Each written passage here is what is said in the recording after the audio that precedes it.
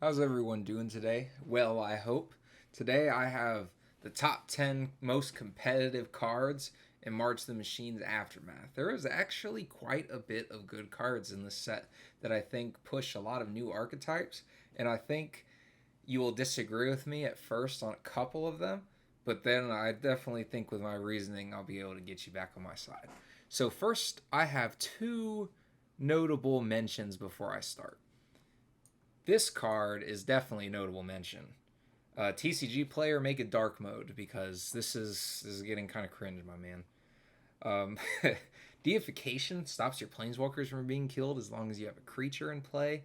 It has some other text. Makes your planeswalkers or of the chosen type, so like Jace, Ob Nixilis, whatnot. It makes them immune to death. It doesn't stop them from losing counters in the first place, so you're gonna want a planeswalker with a really good plus, something like Karn Liberated, maybe Ugin the Spirit Dragon. But we don't really know. Planeswalkers are obviously really, really, really bad in EDH, let alone competitive EDH. But I like the approach of trying to make that archetype because it is a whole card type. Like, imagine if sorceries were not good in Commander. That would just be blasphemous. A lot of people forget. Like, we just write them off and not, unjustly, but it's a whole card archetype that's not explored in the most popular format known to Magic, and it's not their fault of any creator because they have to make cards that are good for standard, but at Commander there's four people. So four people to attack your planeswalkers when they're balanced for a 1v1 game. I can't really say it's anyone's fault at Wizards, but this is definitely a notable mention. I think keeping a planeswalker from death is really good because if someone board wipes, then there's no creatures to attack your planeswalkers anyway. This would just stop actually spot removal, and then they kill your walker traditionally. But I think it has potential. It's really pushing the archetype in a good direction. That's pretty much all I have to say.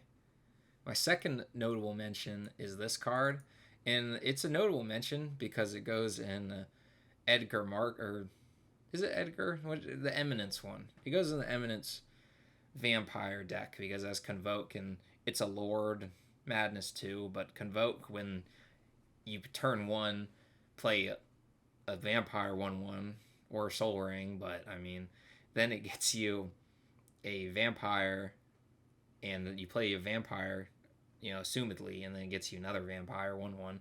And then this is essentially, you're not really itching to attack people on turn two. So you sort of get this buddy down, and he also gets another Vampire, and then it's a Vampire Lord, but Convoke lets you cheat out this mana cost. And I'm pretty sure, I should have done a little bit more research. I'm pretty sure Edgar Markov, the tokens are black and white. Edgar Markov. Yep, it is a black token. So the token you create will pay for the color of the mana cost. So that means that you got this paid for. So you Soul Ring, like I said, you tap your Soul Ring and your Vampire, and boom, he's free. You get a Lord and another Vampire. Very powerful card, but it's really only for just that deck. So I definitely didn't want to put it number 10 or what, but if you have an Edgar Markov deck, you buy this. Just buy it. Don't even think about it. Just buy it. Here at number 10, and a lot of people will not like this one, but at number 10, we have Karn Legacy Reforged. This deck has this card is really not good. I put it at number 10 and not a notable mention because I just wanted to piss y'all off even more. But it's a 5 mana for an Urza token, and then it has at the beginning of your upkeep, add colorless for each artifact you control. This mana can't be spent to cast non-artifact spells until end of turn. You don't lose this mana as steps and phases end. It says until end of turn, so it doesn't stack on progressing turns.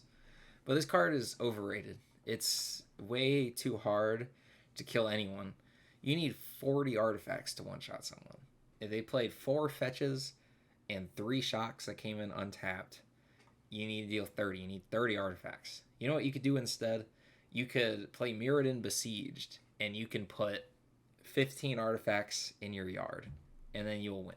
You'll win the entire game. You won't kill someone. You'll win the entire game. And that you can just mill yourself. It like baubles go into your graveyard after fulfilling their function. This card is your commander. It just seems like Kozilek, the Great Distortion, will always be better than this card. There's really no upside to this card. I don't even think it deserves to be number 10, but I'm putting it at number 10 because this card, if commander is what this price tag is about, unless people really, really like it, you're gonna get pooped on. That's my opinion. Like, it's a 5 mana 6/6 if you have 6 artifacts. So Soul Ring, Mana Crypt, your Thran Dynamo. You just play a bunch of ramp and then you run out of gas. And all you got for running out of gas, like, you played 3 mana rocks, a waste for your turn. Like, you pretty much had the best turn 1 your deck can have, which would be Soul Ring, Mana Crypt, like Thran Dynamo. And then you play this because it's 0. You play the waste, you play Crypt, you have 3. You tap the Crypt for 2. So you have 2 for the out of Soul Ring, then you have 4. So no, you can't play it on turn 1, really. Jewel Lotus, but then you lose the Lotus. So it just seems like so much work for Urza to come and like spit in its eye. Like, this whole text is Urza's, it's literally Urza's token. It doesn't belong in any competitive realm. If you like it, that's your shtick. But if you're like, I'm gonna beat everyone in my friend group, no, you're not. No, you're not. It's like if you have 20 artifacts, you have to go through 6 combat steps in a deck that in a color or lack thereof that cannot take extra turns.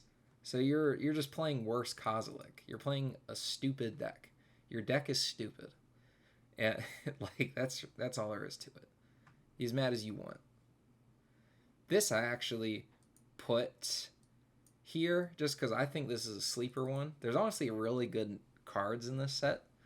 I think any of these cards are sort of transmutable, a step or not. You know, like 1 or 2 slots at most, 2. But dragons cost 1 less, so you put this in Dragon, and your dragons cost 2 less. Whenever a dragon enters the battlefield under your control, you may have it become a copy of it until end of turn, except its name is Sarkhan, blah, blah, blah. So you can copy legendary dragons with it. Incredible. Too good. Too good in Dragon. This pushes Dragon to new heights if you can draw this and play it on turn 1 or 2. It just is redonkulous. It's too strong in that deck. Again, you're still playing Dragon at a 4-player table, so you kind of have to go through a lot of work. But if you get some really good dragons, such as Goldspan Dragon, maybe Scion of Dragon, Terror of the Peaks, yeah, that would be the one to copy, is Terror of the Peaks. And then kind of pseudo storm off. That requires a lot of mana. Unless you have sneak attack, you can sneak attack Sarkhan and Terror, and someone will die if you do that. So I think this card has a lot of potential. I think it's really cool. I think it's a great design. It's broken. This and Dragon. Your dragon's costing 2 less. That's format warping. 2 mana is a lot of mana. This is a Soul Ring tap less. You practically have a Soul Ring in play if Dragon is your commander, and you have this in play. You practically have Dragon Soul Ring, and then if you draw Soul Ring, then you just have 2 Soul Rings. So I would play any deck that let me do that. Some slight technical difficulties. That is why there is a cut. But coming at number 8, we have Rebuild the City. I think this card can really do something. There are a lot of utility lands. You can copy a whole bunch. Your opponents play things like Gaia's Cradles and Sarah Sanctums. You can copy Destroy Lands one. From the Depths, which is my original thought of this card, came up, but those are legendary. But I think that there are a lot of lands that are worth copying, and even if you just get basics, you just paid 6 mana for a 9/9 that taps for 3 mana of any regard. They have Vigilance and Menace, so they can attack and tap for mana in the same turn.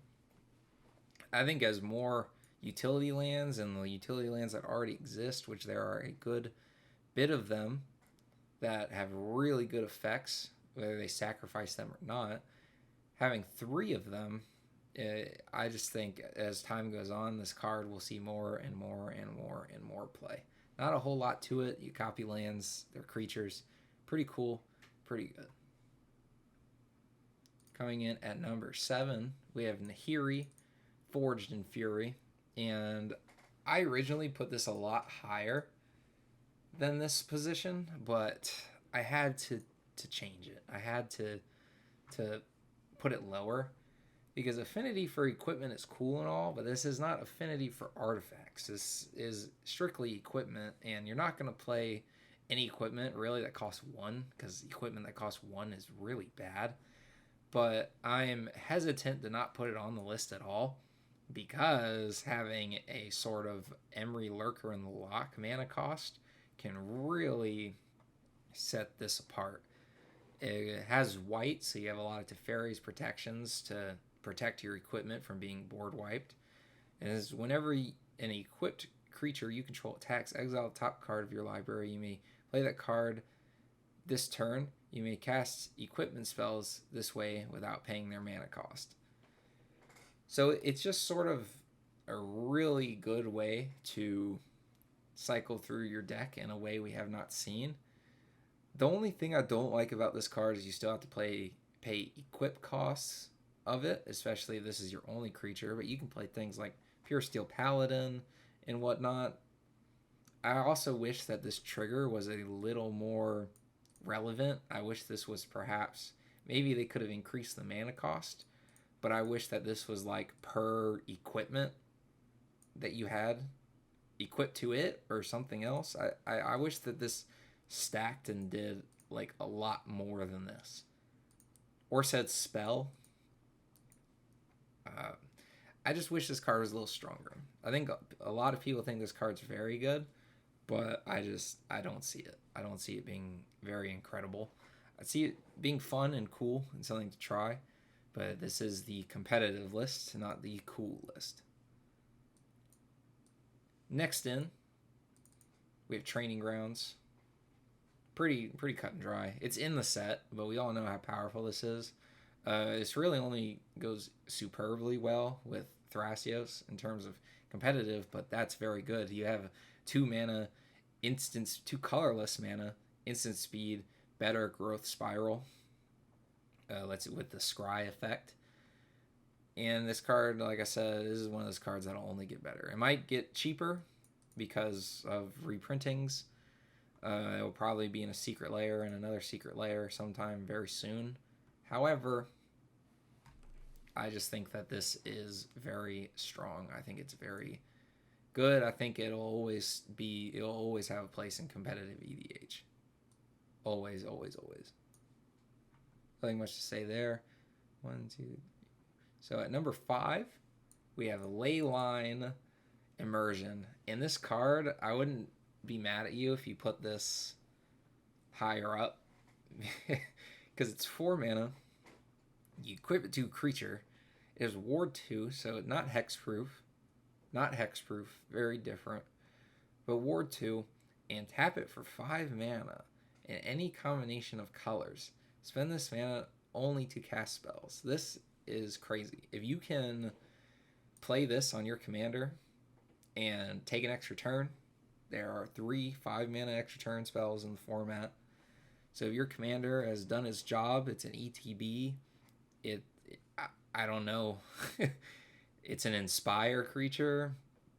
Anything, really. If you can just put this on your commander and tap it and you take an extra turn, you have now started your next turn without paying this. So you have 5. So you, in theory, play your land, and you have essentially 6 more mana to work with than you did last turn.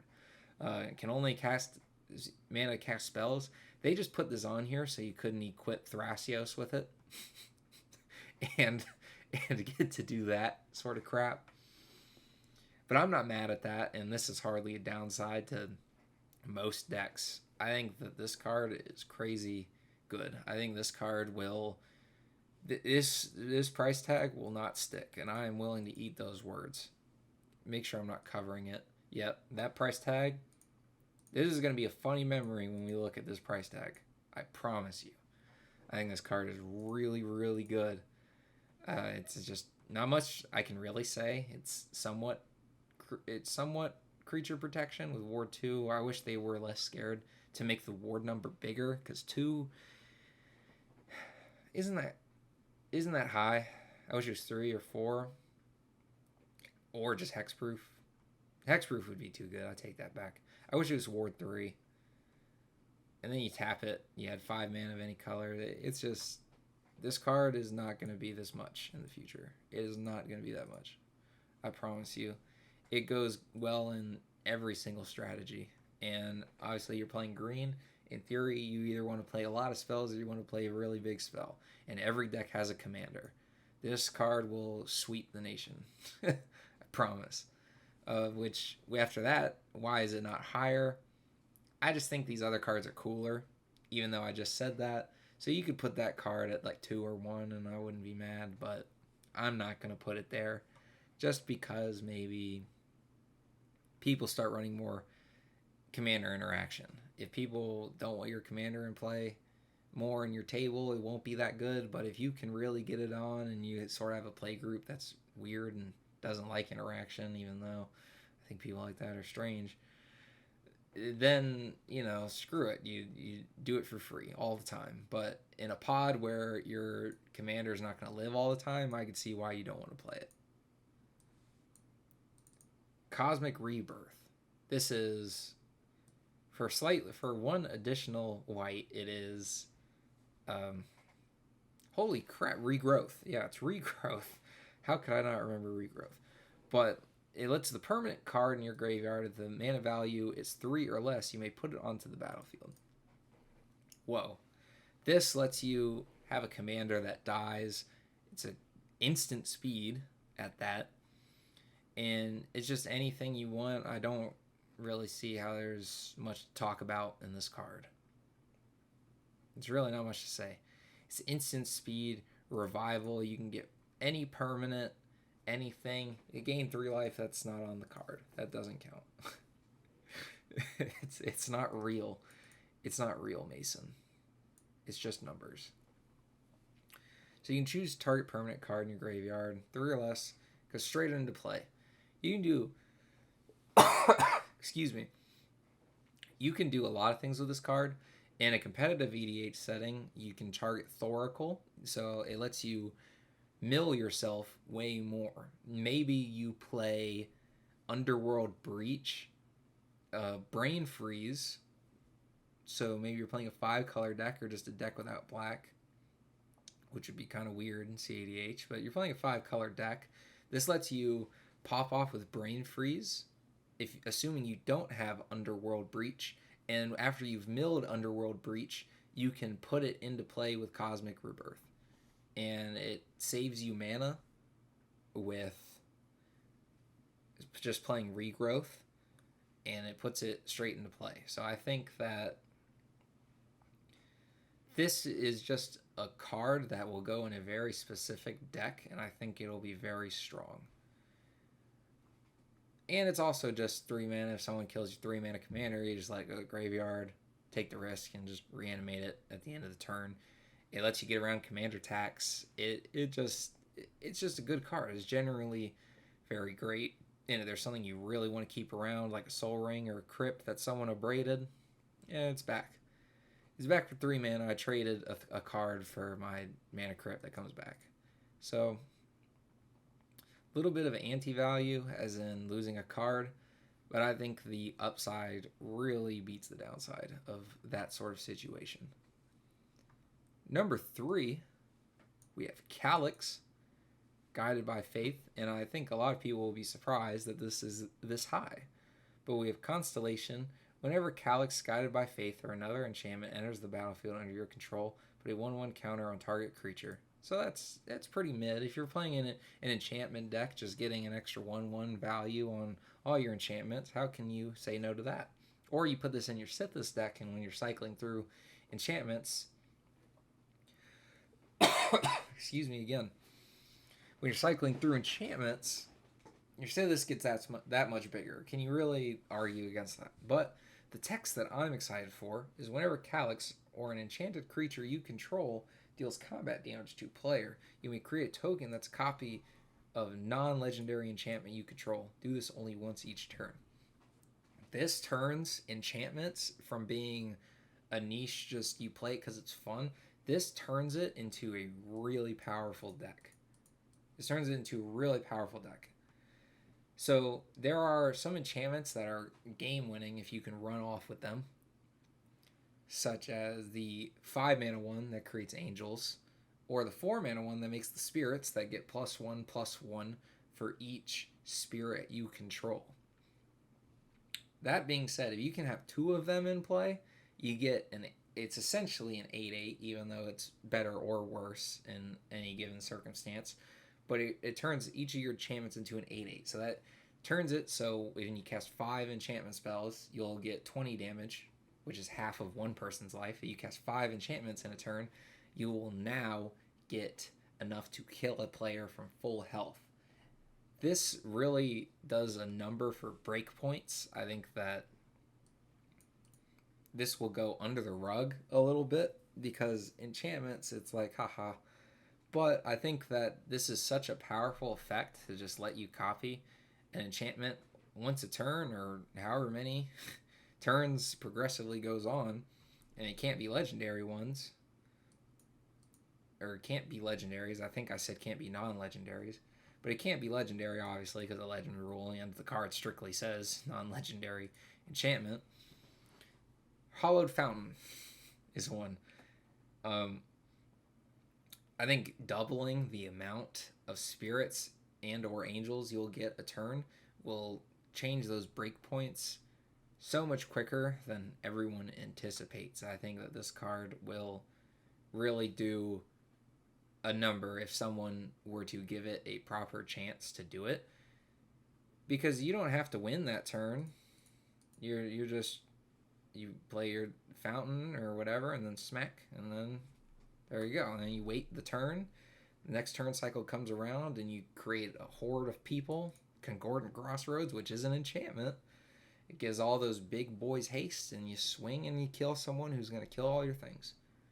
And then from there, you chose who to kill. So, are the other 2 going to stop you? Maybe if you're unlucky. But I think that this lets you really dish out damage early enough to where you can really take the hold really fast, especially in green and white with the mana acceleration you have access to. I think this card is not to be overlooked. At number 2, big old 2, we got Ob Nixilis Captive Kingpin. One, his art is fire. Let's just acknowledge that his art is fire, and this border has really grown on me. However, when one or more opponents each lose exactly 1 life, you put a 1/1 counter on him. You exile the top card of your library. Until your next end step, you may play that card so you can play lands. This makes it so your opponents fetch lands, any sort of thing that does 1 damage to them. They're necropotents. This lets you exile the top card. There are too many, and I mean too many ways to deal exactly 1 damage to someone. And they draw you a card that you can't be forced to discard. Granted, it's on a timer. In black and red, you're just sort of playing mana acceleration. I don't care if I only have 1 turn to cast my mana crypt. It's 0 mana. What do I care? If anything, I can hold it until next turn because I think someone's going to blow up the board. This card is also one not to be slept on. It seems incredibly niche, but this turns off fetch lands. This turns off necropotents. This turns off a lot of things. And there are a lot of ways that not only does it turn off you can slot them in your deck, and a lot of things are like tap to deal damage to someone. Goblin Bombardment is a great way to deal exactly one to someone. And then it's until the end of your next turn, so you can spend a turn producing all this card advantage, and the next turn go off, kill everyone the next turn, and like you exile 5 cards off the top. You got something good if your deck is good. So you drew all those cards on your turn, and then you got 5 extra cards to work for next turn. And assumedly so, you have all the resources that made all your opponents lose 1 life. Like if it's Goblin Bombardment, it didn't go anywhere, it didn't kill itself unless your opponents destroy it. I think that this card really is going to shake things up if people give it a proper chance. And everyone saw this coming. Everyone saw this coming. I actually misread this card when it first came out, and I thought it only triggered twice, and then I was really disappointed, and then I realized I am a silly goose, and I read it wrong. So it's Lotus Cobra, but the second time this ability is resolved this turn, you reveal cards from the top of your library until you reveal an elf or elemental card. Put that card in your hand and the rest on the bottom of your library in any order. This is 3 mana, 2 of this, Soul Ring Mana Crypt. I've said it a billion times, but it doesn't matter. It's better Lotus Cobra. It's Lotus Cobra with card advantage. You can break it all the same ways you can with Lotus Cobra, but you pay a premium to get a cantrip. I'll pay a mana to get a cantrip. That's 1 mana. This is 1 mana Once Upon a Time. You gotta get Elf or Elemental. Is Elf a good tribal deck? Find out next week on Dragon Ball Z. Just kidding. Yes, it is. Elf is the painfully powerful. It is painfully powerful. Elf. Especially in Commander. Goodness. So you're telling me you don't find an elf, then I'm sorry. You got screwed over. But it's still Lotus Cobra. It's Lotus Cobra in your command zone. This card is stupid. This card is too good. You can play Scape Shift with it. Scape Shift is a cantrip now. Repeat what I just... Scape Shift is a cantrip with this card in play. It's... Fetch lands are cantrips. Like, say that out loud. Your fetch land cantrips. Like, come on now. It's as good as your commander or in the deck. But I think if they keep giving green all this card draw, then it'll be a better commander than the 99. But I think as it stands, it's just a 99 card, 99 elf. But that being said, that doesn't stop it from being incredibly powerful. And even if it is your commander, it's still incredibly powerful. It's landfall in a format with fetch lands, and the fetch lands now produce mana. So your fetch land will come in, create a mana, you sacrifice it, it'll create 2 mana, and then you get the mana from the fetch land. It's Lotus Cobra. It's Lotus Cobra, but better. I don't care about paying an extra mana for something that is so ridiculously powerful. It doesn't matter. It doesn't. So that's my top 10. I like to keep these videos long. Let me know if I should shorten it up a little bit. But I have a lot of words to say and a lot of things to think. So hopefully I'll be able to get it more concise, but I could just go on all day with what I think about cards. That's really all there is to it. So if you had fun, make sure you like, subscribe. I'm only going to ask until I get to 1,000 subs. And then you won't hear anything from me about it again. But until then, please do all that crap. It makes me feel gross asking, but make sure you do that if you had fun. I'll be sure to do this a lot. I love this game. That's a twist, right? From all other Magic YouTubers hate this game. They can't stand it. So you actually like this game. It's probably a good place for you to be. All right. Have a good one.